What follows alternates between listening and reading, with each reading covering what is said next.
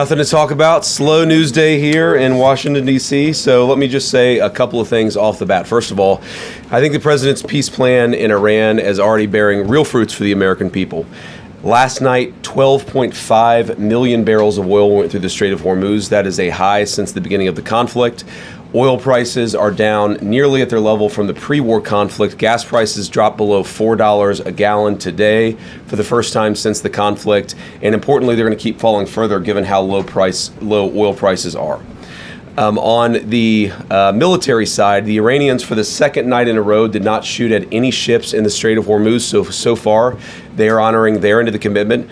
And on the blockade, CENTCOM has allowed north of a dozen ships to go through our naval blockade, and so we're also honoring our end of the early part of the agreement. On the military side, a couple of things that are still true and will be true whether the Iranians comply with the rest of the deal or not. Number one, their nuclear program has been completely destroyed. Their capacity for enrichment, the facilities at which they were using to develop enrichment and develop a potential nuclear weapon, those facilities are still destroyed. Their conventional military is still destroyed. Their capacity to threaten their neighbors is still largely gone. And now we see whether they are willing to comply with the next step of the president's peace plan. As you all know, the part of the peace plan, the part of this MOU that I think have been most misrepresented by certain parts of the media is the idea that the Iranians get all these benefits. You will hear things about $300 billion or $24 billion or this or that number of money or amount of money. And the simple fact is that the only way the Iranians get any of those resources, not a single penny, by the way, from the United States of America under any circumstances, but the only way that they would ever get any benefit of the bargain is if they comply fully and change their behavior. And so you really have a win-win situation for the United States of America. If the Iranians don't change their behavior, their military and their nuclear program is still destroyed. If they do change their behavior, then they are going to have a transformative relationship with the Middle East, and the Middle East will have a transformative relationship with the people of Iran. That's a win for the American people and for the President of the United States, regardless of which option the Iranians ultimately choose. We obviously want them to choose the right option. The interesting thing about their system, and I think it's important for the American people to appreciate this point in particular, is that there are real divisions within their country about how exactly to proceed. And what we've seen over the last couple of months is that the pragmatists within the Iranian system, the people who really do want to transform their relationship with the Middle East and with the world, those people are winning the argument. The United States wants those people to win the argument. The United States wants to have a better relationship, but in order for that to happen, the Iranians have to perform. And if they don't perform, as we've said before, they don't get any of the benefits of the bargain. So what I'd ask all of you is just to report honestly that the United States isn't giving up a cent of money to Iran, and even the economic benefits, the sanctions relief and so forth that comes along with this bargain only happens if the Iranians perform. So with that, I want to say thanks to all of you. It's good to be with you this morning, and I'll kick it over to questions. Let's start right over here to the right. Thank you, Mr. Vice President. I wanted to ask a follow-up on something you just mentioned. You talked about the possibility of the current Iranian leadership fundamentally changing their behavior. Do you think that the current Iranian leadership recognizes the leverage that the U.S. holds over itself economically and militarily enough to actually go forth with fundamentally changing their behavior over the long term and going about things differently? So I certainly think they recognize the leverage that the United States has over them. We've seen that in a number of our conversations. We've seen that just in their behavior over the last couple of days. They certainly recognize that the United States has great leverage. Will that ultimately lead to a change in behavior? I don't know. I've seen skeptics of the deal. People say the Iranians will never change their behavior. Well, maybe that's true. And if so, they don't get any of the benefits of the bargain. But isn't it worth trying? Isn't it worth seeing whether this incredibly weakened position that the President of the United States has put the Iranians under, whether that motivates them to change their behavior, not just vis-a-vis the West, but vis-a-vis the Middle East? And one of the interesting things about this is, the technical details of this we can, of course, get into.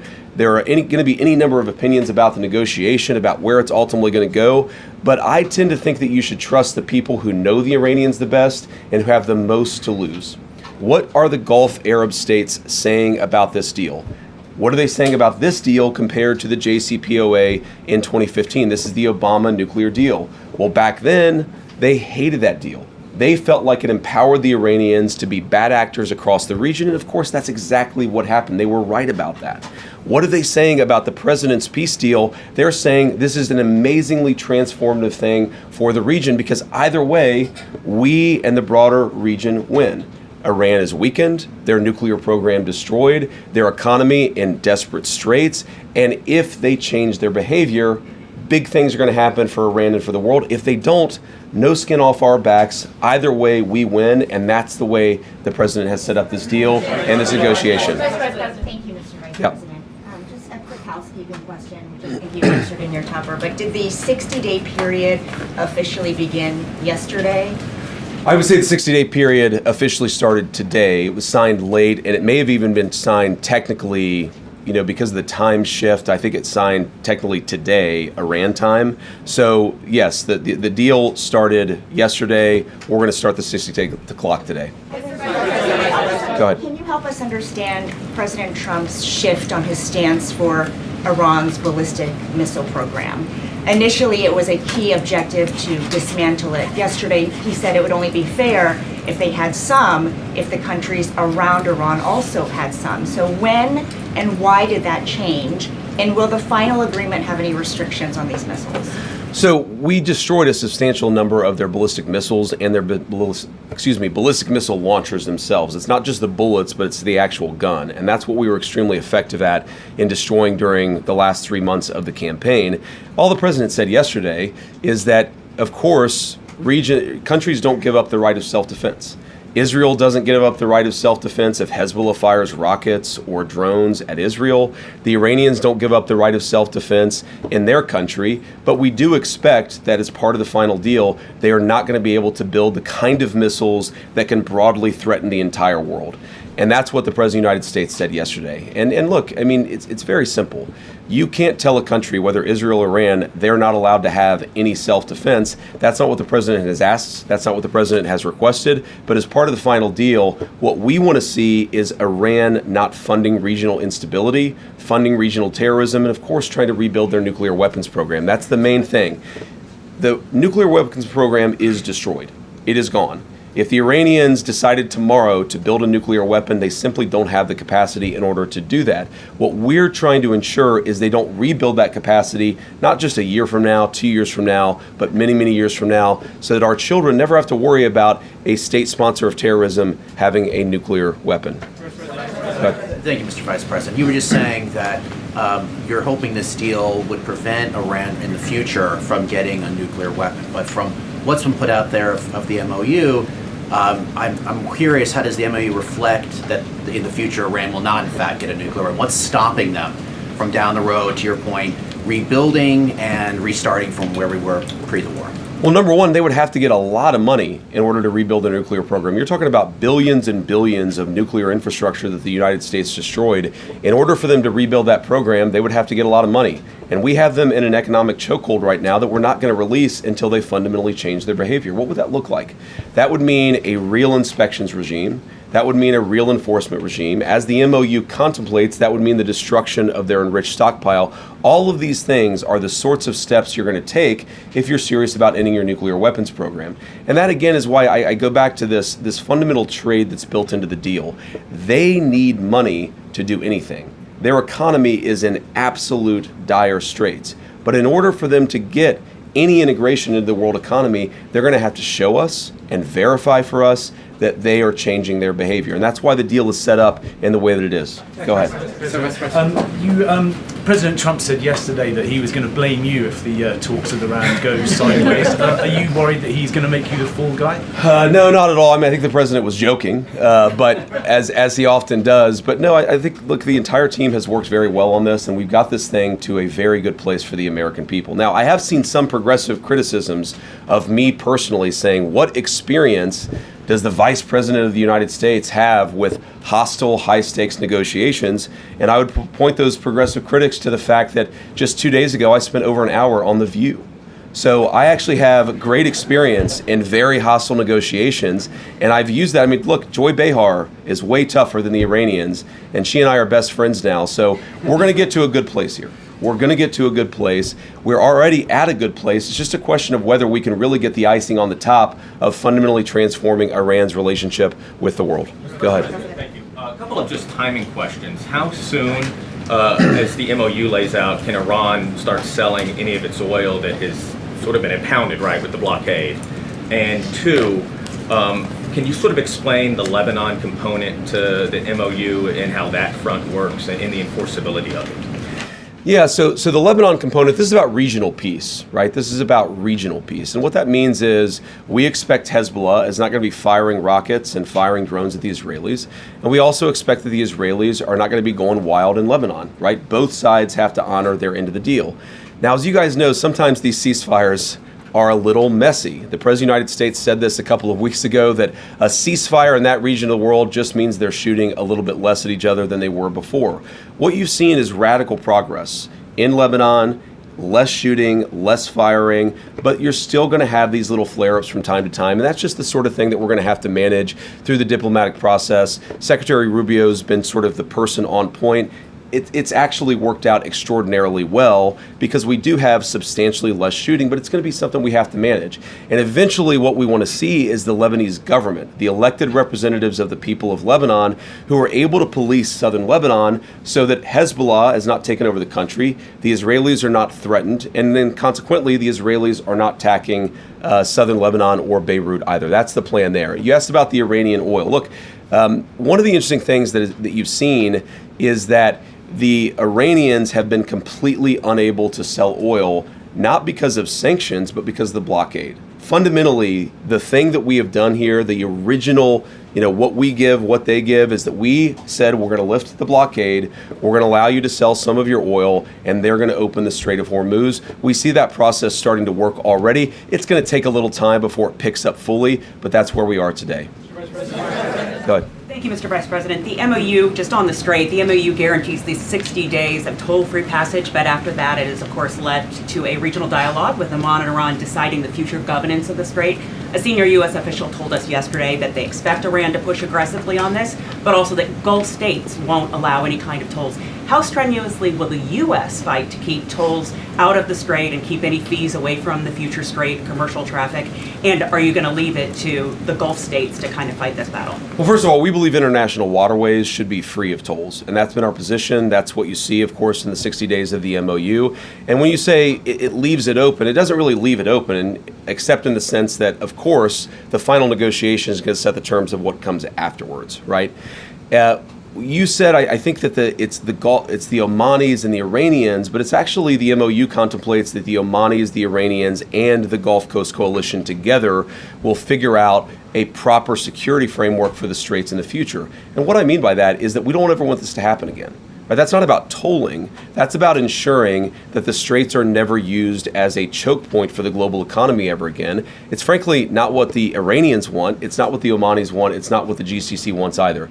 So what we're going to do, of course, working with our allies in the region, is to ensure that that is reflected in the final deal. And if that's not reflected in the final deal, there's not going to be a final deal. And that is, I keep coming back to this fundamental structural point of this negotiation, which is that we have all the cards. If the Iranians want the benefits of the bargain, they have to give us the things that are necessary to get those benefits.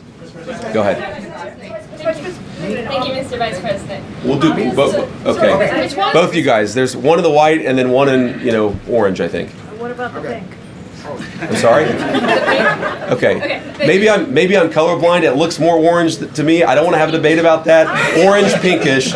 You go first, and then in front of you can go second. Me first. Thank you, Mr. Vice President. How does the points about granting some immediate waivers on sanctions, especially from the Treasury Department, how does that square with the Iran Nuclear Agreement Review Act? And are you planning on briefing Congress on this portion? Yeah, so I talked to James Braid, our head of OLA. We do plan to brief Congress very soon. I believe that they got the formal copy of the signed document this morning, and if not, they're going to get it at some point later today. We are planning a briefing. I believe right now the House is out of session, the Senate is in session, though maybe I've reversed that. But we're going to ensure that the team briefs Congress and, of course, answers their questions. We've been doing that informally, of course, talking to a number of people in Congress just over the last week. We'll keep on doing that, and we'll have a formal briefing. I won't say exactly when that will be because it depends a little bit about session schedule.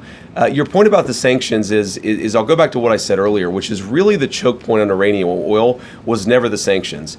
We didn't see that as a major concession to the Iranians. Frankly, the Iranians didn't see that as a concession to them because what prevented them from selling oil was not the sanctions. They were selling plenty of oil without any discount because the sanctions were just fundamentally ineffective at that point. What the sanctions did do is move the Iranian financial system to sort of the shadow banking system. So by lifting the blockade, that's the significant thing that has changed. And by lifting the sanctions, we're actually going to be able to see a little bit where their financial system actually sends money and receives money. That's a real benefit to the American people. And that's really the only thing that has changed by the change in sanctions. Sorry, I forgot that part of the question. No, we don't think so. We actually have an opinion from OLC we feel quite confident about that, Congress does, there are certain things that require congressional approval. There are certain things that don't require congressional approval. We feel quite confident that we can temporarily lift those sanctions without going to Congress and seeking their approval on that. Apparently, there's been reports coming out of Israel that Iran is already funneling oil money to Hezbollah even before this particular MOU was signed. And how exactly is the U.S. looking at this? If we're talking about behavior on part of Iran, October 7th happened, and if there's concern that perhaps Hezbollah could end up doing some sort of attack on that scale, then how exactly are we talking about the reaction from the United States if we're talking about perhaps a humongous scale attack that actually could happen? Are we waiting for that type of attack? What exactly is a scale here? Sorry, you said what exactly is a scale? Yeah, well, what type of attack would it take to actually get a reaction from the United States to say, okay, now we're actually going to start dropping bombs on Iran for having bad behavior? Well, we don't want a scale of any attack. Any attack, whatever its scale, is unacceptable under this agreement. Now, you asked the question saying that oil money was flowing to Hezbollah before the MOU was signed, and it's one of the reasons why we are actually engaged in this process is to ensure that no money is flowing to Hezbollah. So it's interesting where people will say that the MOU is bad because the MOU produces consequences that were actually happening well before the MOU was signed. That's not a reflection on the MOU. That's a reflection of why we need the MOU to ensure that we have the regional peace and stability that we need. Now, what I would say to some of the critics of the deal that I've heard that will say, well, Iran's going to get all this benefit. I'll repeat what I've said, and I'm probably going to have to repeat it a number of times, is what is the benefit that the Iranians get that they didn't have before? And the answer is nothing.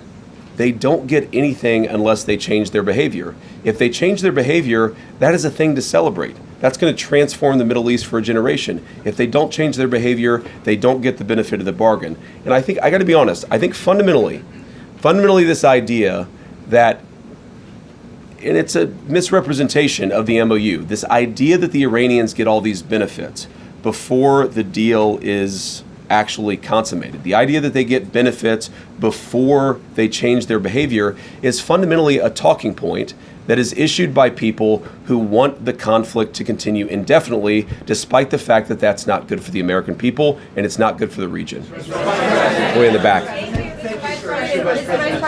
All the way back in the red. Thank you so much, Mr. Vice President. Mr. Vice President. Red here, you mean? Are you red? We'll do, okay, sorry. Thank you. I'm wearing bright red. So many today. people are wearing red. You can go first. Kara, right? Thank you, Kara. Okay, Thank and then you. next after that. Okay, great. Could you highlight the major differences between this deal and President Obama's deal in 2015 and why the administration believes that this deal is superior? And second, Sure. Mr. Vice President, President Trump has been vocal lately about his disapproval for Bibi Netanyahu's attacks on Lebanon. Has the administration spoken to Bibi Netanyahu directly about the president's concerns recently, and what is the feedback from Israel? Yeah, so we speak to Bibi or speak to somebody in the Israeli government, just as we speak to the Gulf Coast Coalition, our regional partners, pretty much every day, at least at some high level of our government. Look, the president's been very clear. He does not withdraw from Israel. No one could withdraw from another country the right of self-defense. Israel has the right to defend itself. But fundamentally, the Israelis, just like everybody else, have to respect this peace process that is fundamentally good for them and good for the entire region. What the president has grown frustrated sometimes is that we seem to be right on the cusp of a major breakthrough in the agreement, and then all of a sudden there's a major explosion that goes off in a civilian population center in Beirut, and a lot of people who have nothing to do with Hezbollah lose their lives. That's not acceptable. That's the sort of thing that we've asked for closer coordination so that we ensure it doesn't happen. And our message to the Israelis, just as our message to everybody else, is fundamentally, we want this peace process to be good for you. We do not want Hezbollah attacking Israel, but in order to ensure that that happens, we have got to actually build the kind of regional framework that can cut off the money to Hezbollah, cut off Iranian support for Hezbollah, and also ensure that Lebanon's territorial sovereignty is respected by all parties. And the difference between the two agreements. So first of all, the two big differences are not even in the substance of the deal itself, but something I said earlier are, number one, the Gulf Coast Coalition loves this deal because they think that it makes Iran weaker. They hated the Obama deal because they thought that it made Iran stronger. They know more about this, and they have more to lose than anybody, including the United States of America, so I trust their judgment.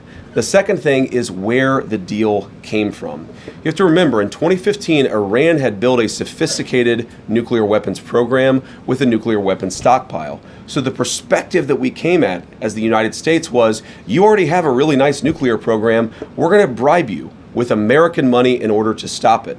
Our perspective and where we're coming at it is, we already destroyed your nuclear program. And so if you promise and show verifiable pathways to not rebuild it, then we're willing to give you some sanctions relief and things like that. So it's a fundamentally different perspective. Now, there are all these substantive differences as well. The Obama nuclear deal allowed enrichment. Ours will not. The Obama deal allowed the accumulation of stockpiled weapons-grade material. Ours is actually leading to the destruction of that stockpile of enriched material. So there are many differences. The Obama deal gave them over $1 billion of American money. This deal gives them $0 of American money. So a lot of substantive differences, but I think the most important differences are where we're coming at it from a position of strength and the fact that our Gulf Coast partners love this deal. No, sorry. I said the other, all the way in the back. Thank you. Margaret with the Daily Wire. The president has said that if Iran doesn't behave themselves, we're going to resume military action. So what is the red line for what Iran can do before they cross that red line and we do resume military action? Well, it's going to be a holistic approach where we look at their behavior. Are they funding terrorism? Are they leading to attacks of other people? Are they trying to get centrifuges to redevelop their nuclear weapons program? There are all these questions that we're going to ask about whether they've actually changed their behavior. Do they allow the inspectors in as they have promised that they would do, or do they refuse to allow those inspectors in? A whole host of things we're going to see. We're working towards a very successful resolution of this process. But again, it takes two to tango. And what the president's just saying is that we maintain economic, diplomatic, and military leverage that nobody else in the world has. So if the Iranians want to change, great. We're going to help them. If they don't change, we still got all the cards. Thank you. Yeah. Oh, sorry. In the blue jacket. Yep. This one right here. This one right here, Mr. Vice President. That's a Navy jacket. Should we have a debate about the difference between blue and Navy? Not that guy, because you give a speech whenever you ask a question. I'm going to give her an opportunity. Have you seen the Pope's reaction to this? Hold on. There's been a lot of frustration among Guys, you're speaking over the person who's asking the question. There's been a lot of frustrations with Americans, particularly about the gas prices. You touted the fact that they're coming down. The president has gone on True Social touting this. But when should they expect to see gas reach that $3 threshold? Well, I'm not an economist, and I think even the economists would get this wrong, but the fact that you've seen gas come down about 65 cents a gallon on the national average, and the fact that you see oil prices that are basically close to where they were at the very beginning of the conflict, I think you're going to see a substantial reduction in gas prices. I'm not going to predict the exact price. If I was able to do that, I might be in a different business than politics. But we do think you're going to see significant relief at the pump on top of what we've already seen. Thank you, Mr. Vice President. You keep saying that Iran will only reap economic rewards if they comply and change their behavior. But under this deal, they are being allowed now to sell their oil freely. Again, how is that not a financial benefit? And they're being allowed to do that without making any new concrete nuclear commitments. So can you explain how is that not lopsided? Well, first of all, they've made very concrete nuclear commitments. They have committed to the destruction of the highly enriched stockpile that they have in their possession. But number two, all we've done is lift the blockade in the Straits of Hormuz. We basically returned it to where it was before the conflict. The blockade is off. We put that in after the conflict started. The straits are now open. That's not a new benefit to the Iranians. They were selling oil for many, many years, well before we ever put the blockade. We opposed that blockade. They stopped selling oil, and now we've lifted the blockade in order to promote the free flow of energy across the world. Go ahead. A U.S. official described having secured some of these quote-unquote gentlemen's agreements with Iran on certain aspects of the negotiation. So when it comes to highly enriched uranium, can you walk us through what's been secured, even in these kind of gentlemen's agreements, on how exactly they're going to get rid of the stockpile? Are there agreements on low-grade enrichment? How long is the moratorium on enriching uranium for Iran? And are any of these gentlemen's agreements written down anywhere? So some of them are written down, but fundamentally, whether they're written down or spoken, this is why we structured the deal that we did, because we don't trust words. We trust action, and we trust conduct. And so we're going to reward conduct, and we're not going to reward any words, whether they're written on a sheet of paper or not. There's a lot of discussion, the MOU, the gentlemen's agreements, the final deal. Words don't matter, ladies and gentlemen. We're about verification. And so what we're going to do is to say, if they do the things that they have promised to do, they have promised not to enrich. They have promised that they would allow inspectors in to destroy that highly enriched stockpile, and then of course it's not usable anymore, you take it somewhere else. They promised a number of things, and that's why the deal contemplates a number of benefits if they do those things. But it doesn't do anything if they don't actually meet those promises. Go ahead. Just to follow up on that, sir. Go ahead. If they don't follow through with their commitment, will the U.S. go back to imposing sanctions and the blockade, or does Iran get to keep some of the concessions that it has already secured? Well, first of all, the sanctions are still on with the exception of the oil sanctions, which I talked about were no longer effective. The purpose of the oil sanctions is to drive down how much Iran is charging for a price for a barrel of oil. Those sanctions had stopped being effective. The blockade is what's effective. And again, that's the thing that has changed in accordance with them opening the Strait of Hormuz. No sanctions will come off unless they perform the benefit of the bargain, and every sanction will come back on. Like hypothetically. Let's say 2 years down the road, they've done what we need to see on the nuclear program, and we release the sanctions as the deal contemplates. Then they decide they're going to start rebuilding the nuclear program. Then, of course, those sanctions are going to come back on. And that's why it's really kind of like a dial. As they dial up their good behavior, we can dial up the economic relief. If they dial down their good behavior, we can turn it off. It's the good thing about having the leverage, and it's a good thing about being the United States of America, where we just fundamentally have so much influence in the world financial system. Go ahead. Thank you, Mr. Vice President. Thank you, Mr. Vice President. Leader Thune said it's unrealistic to get the Save America Act passed by attaching it to FISA, which is what the president's looking for. Do you believe this is possible? Well, why don't we try? Why don't we try and at least force people to vote against it? One of the things that sometimes frustrates me about the legislative process is that people will go into it saying, this isn't possible, therefore we're not even going to try. Well, let's actually see. Let's try it. And if it's not possible, then let the people put their name on it. This is also good for the American people. How many American senators know that the American people love the Save America Act because they believe in voter ID? But how many of those same senators don't want to vote for it because they know that the radical elements within their own party would punish them for it? Let people go on the record and actually answer to the American people, which is why I think we should do exactly as the president said. Rob.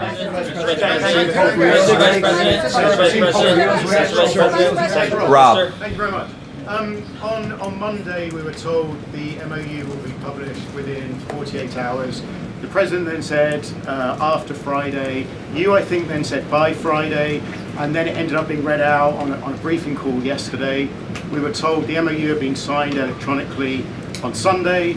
There was an Axios report that it hadn't been. There's going to be a signing ceremony on Friday, and then it's signed at Versailles last night. Is what's going on behind the scenes as chaotic as your public messaging? Well, I don't think our public messaging has been chaotic. I think dealing with a fractured Iranian system where communication isn't great is just sometimes something that we don't fully appreciate or we don't fully understand. What really happened here is that we did sign the MOU on Sunday. That locked into the terms of the deal. What the Iranians came to us and said is, we'd like not to release the text until Friday. I didn't really understand that. I wanted to get the text out immediately. But in order to be accommodating to them, we said, sure, okay, we'll wait until Friday. And then what happened over Monday, Tuesday, the president was in G7, maybe foreign leaders were talking to the Iranians and encouraging them to do that. We were definitely saying to them, we understand your desire not to have the text out until Friday, but we live in a democratic system. The American people want to see the text of this deal. We would certainly like to get it out as soon as possible. And so they came up with having their president sign it, our president sign it, and then just releasing the text as a signed document immediately at that point. I do wonder, Rob, this is pure conjecture, I'm just guessing at this. I wonder if part of it is that they wanted to have a Persian translation, a Farsi translation that they felt good about. And then, of course, once they translate it into Farsi, our State Department has to confirm that the Farsi translation matches the meaning of the English. I think that is part of what was going on here. But the text is out there now. We said that we would be transparent about it. But the reason why it went back and forth a little bit about when exactly the text would be released is just we were trying to show good faith to the Iranians, who, for reasons I have no idea, cared a lot about how the text itself was rolled out. Blue tie there. Thank you very much. Thank you very much, Mr. Vice President. As you know, because you were involved in this process, the MOU allows for Iran to sell its oil right away, which means that Iran can take in on a monthly basis tens of millions of dollars. Iran's economy was in tatters. How is this not essentially giving a lifeline to Iran economically? And what's to prevent Iran from using all of that money, all of those millions of dollars, to prop up its proxies in the region? Well, the number one thing is that we actually see where the money moves now because of what we've done with the financial sanctions. We actually know where the money is going to move. And so we have great confidence that we're going to be able to see if they try to fund terrorist organizations, we're going to be able to see that. But you said that millions of dollars is a lifeline. Right now, the Iranian nation is a nation of 94 million people. Their economy is in a free fall. They have sky-high inflation, and fundamentally, about $1 trillion of damage to their industrial base was caused over the last 3 months. The idea that selling a few $1 million worth of or a few $1 million worth of oil is going to fundamentally transform the Iranian economy, that's just not true. We thought that it would be good in order to lift the blockade and open the Straits of Hormuz to allow the free flow of energy. We felt that it was reasonable that if we're going to allow everybody else to sell their energy during this period of negotiation, we would allow everyone to sell their energy. That's all we're doing. We can slap everything right back on if the Iranians don't make the deal that we expect. Either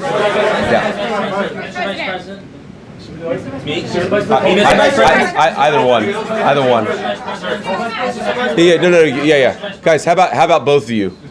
Go ahead. Mr. Vice President, so President Trump said we'll finish one, talking about Iran, and he said then Cuba is next. Is Cuba next? And also on Colombia, Mr.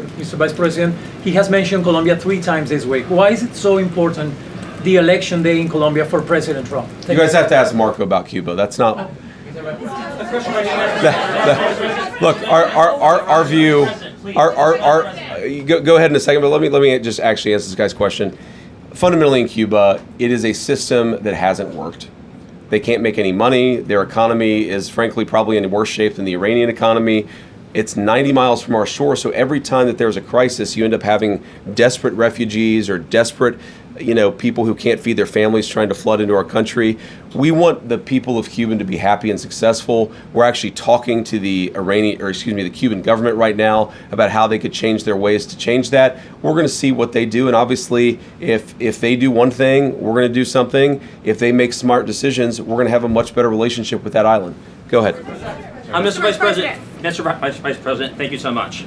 I know that you are still not sure if you are going to run for president in 2028, but if you do not, is there anyone in particular that you would want to see run? What's your name? Stephen Kapuska, sir. I want Stephen Kapuska to run for president in 2028. Go ahead. Thank you. Go ahead. Thank you, Vice Yeah. President Vance. I've got two questions. Could you describe the status of your Switzerland trip?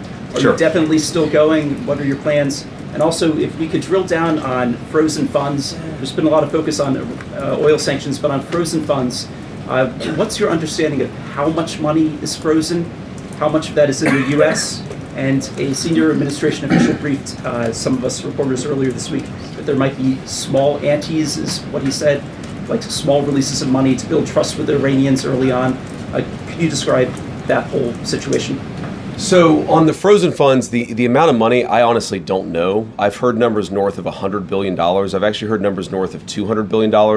Most of it is not in United States accounts. Most of it's either in the Gulf or in Europe or somewhere else. But I don't know the exact amount of money. It's a lot. It's one of the reasons why we've had such a successful chokehold on the Iranian economy, though by not even close to the main reason. We're not releasing a single dollar of that money until the Iranians perform. And there are a number of ways they could perform. For example, let's say they actually take meaningful steps, and this could happen very quickly, to destroy that stockpile of enriched material, then we're going to have a conversation about it.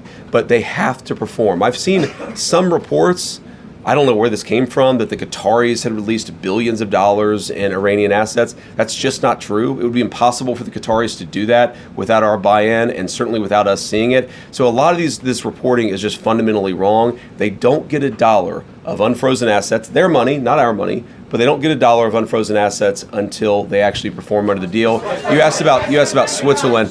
Our plan is to go to Switzerland. I don't know exactly when. The way that we're setting up this technical negotiation is that obviously you're going to have the political leadership involved. Excuse me, we're going to have people on the ground actually driving the technical talks, the nuclear talks, how do you destroy this highly enriched uranium, all that stuff that you really just have to get into the nitty gritty on. So, I plan to go to Switzerland. Exactly when, we think these technical negotiations are going to start sometime this weekend. That's still the plan, but that could change because it's not an easy country, Iran, to get out of. And so we're trying to figure out exactly when that's going to happen. I suspect this weekend, but I'm not sure. You're not going tomorrow to Switzerland. I may. It just depends on exactly when the Iranians can get there. We're trying to figure that out as we speak. But again, I suspect it will happen this weekend. We're going to find out exactly whenever the coming days. Go ahead, babe. Thank you so much, Mr. Vice President. Just two questions for you. To follow up on an earlier question, Secretary Rubio said in March that the goal of this war was to, quote, to eliminate the threat of Iran's short-range ballistic missiles. You just said earlier that the military program is destroyed. U.S. intelligence estimates that Iran still retains roughly 70% of its pre-war ballistic and cruise missile stockpile. So when did the administration decide to abandon that part of the original mission? And then just second as well, moving forward, are you leading the U.S. team moving forward in terms of the negotiations? How involved will you be? Yeah, so I'm certainly planning to lead the U.S. negotiating team. But on the first question, you talked about an intelligence report that was anonymously leaked to a reporter, that was not with context, and that frankly is not accurate. What has changed about the Iranian ballistics missile program is it matters much less the number of missiles they have, the number of bullets. What matters much more is the number of launchers they have, and importantly, the teams on the ground that have the capacity to launch those missiles. Their ability to launch missiles has been substantially degraded. Is it zero? No, but it's substantially degraded, and in that sense, we haven't abandoned the mission. We've accomplished that particular part of the mission. If you look at the Gulf Arab allies, and obviously the Israelis who faced a lot, the two of them together faced a brunt of these missile attacks, each of them feels substantially safer today from the Iranian missile threat than they did before. Obviously, that is something that we would like to continue. All the president said yesterday is that you can't expect any country to give up its right of self-defense. You have to have parity, and that's what the president of the United States was talking about. Go ahead. No, guys. Yeah. Leo's reaction to the MOU, the Memorandum of Understanding. I have it. What did he say? All right, okay. I'll give you the short version. Sir. Yeah, sorry. Okay. He said. Go ahead. After you. I'll give you the short version. All right. He says he welcomes the agreement between the U.S. and Iran.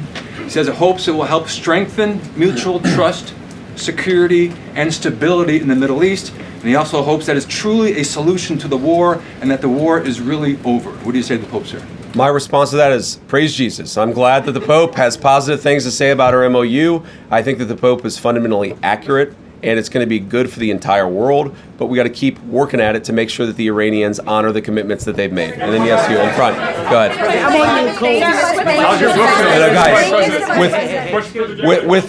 The thing is, there's so many people in here. I could say the red tie, and then 9 of you start shouting at us. The burgundy tie. The MOU calls for a US... There we go, that guy. Yeah, sorry. Thank you.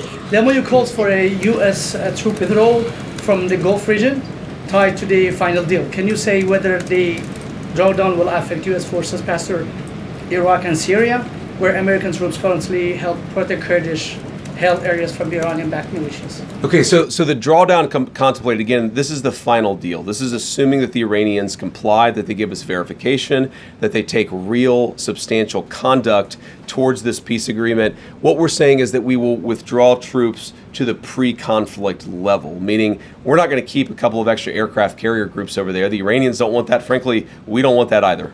Go ahead. Yeah. Is not going to be funding that $300 billion fund. Who exactly is funding that? Is it private companies? And I also noticed that your voice is hoarse. Are you sick? Have you been using your voice a lot? Well, I've been on a bit of a book tour the past couple of days, but I can't promote my book here in the White House press briefing room.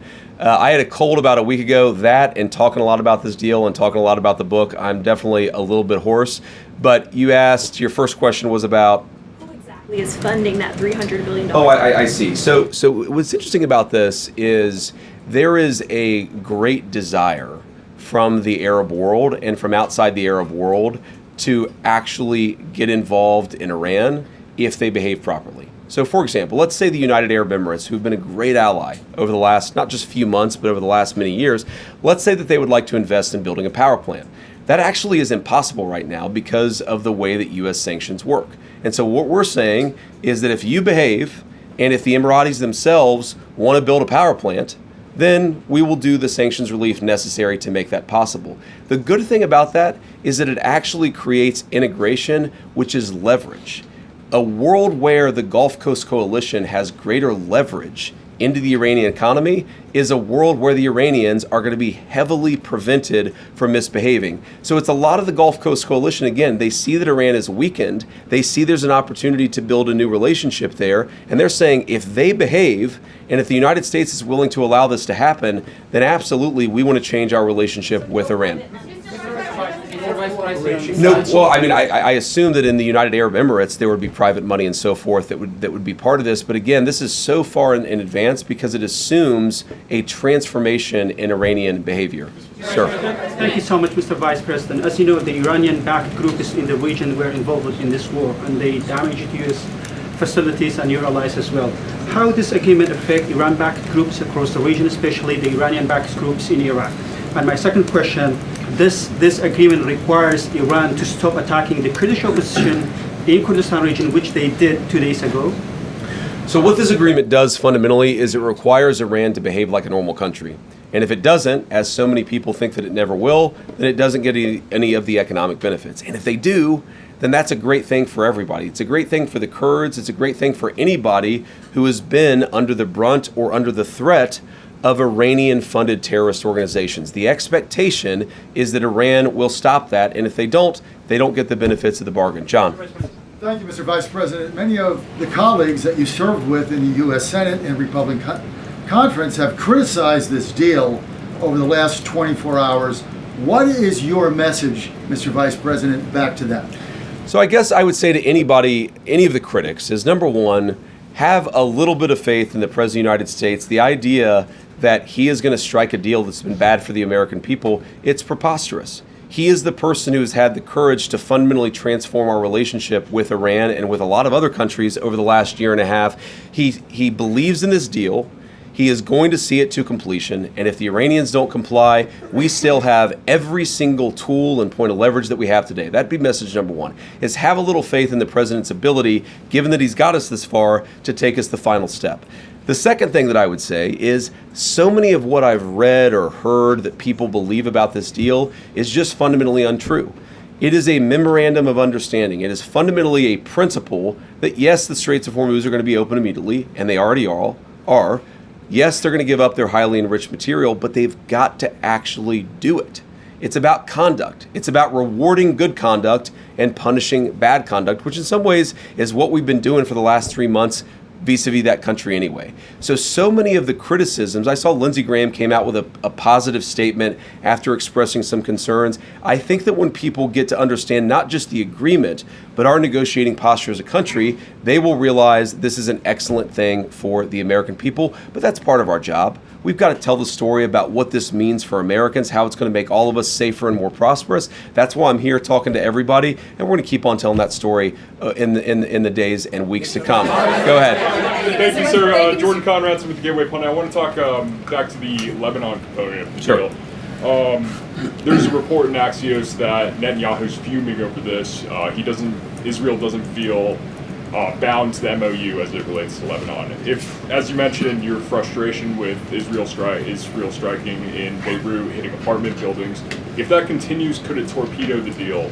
And what would the U.S.'s response be to a broader war in Lebanon involving Israel and Hezbollah? Yeah, well, I don't want to get into hypotheticals that could torpedo the deal, because I think the president's expectation is that all of our friends, the Israelis, the Arabs in the region, we're going to work together and actually see this deal to completion. Now, I saw the Axios report, that Netanyahu is fuming. That's not reflective of the conversations that I've had with him, but maybe he's saying something to somebody else that he's not saying to me. What I will say, and this does bother me, is that you've seen people within Bibi's cabinet who have come out and attacked the deal, and in some ways very personally attacked the President of the United States. And I guess my message to them would be twofold. Number one, Donald J. Trump is the only head of state in the entire world who is sympathetic to the nation of Israel at this moment in time. And he happens to be the head of state of the world's superpower. If I was in the cabinet of the Israeli government, I might not be attacking the only powerful ally that I have anywhere left in the entire world. And the second message I would give to some of those cabinet members, Bibi, to his credit, has not gone down this path, but to some of these cabinet members in Israel who are attacking the President of the United States, the other thing that I would say is that over the last 3 months, 2/3 of the defensive weapons that have protected your homeland have been built by American hands and paid for by American tax dollars. The problem for Israel is not Donald J. Trump. And anybody in Israel who thinks their biggest problem is the President of the United States needs to wake up and smell the reality of the situation that country is in. Thank you all. What if you voted about going to war against Iran? Is the blockade still in effect, sir?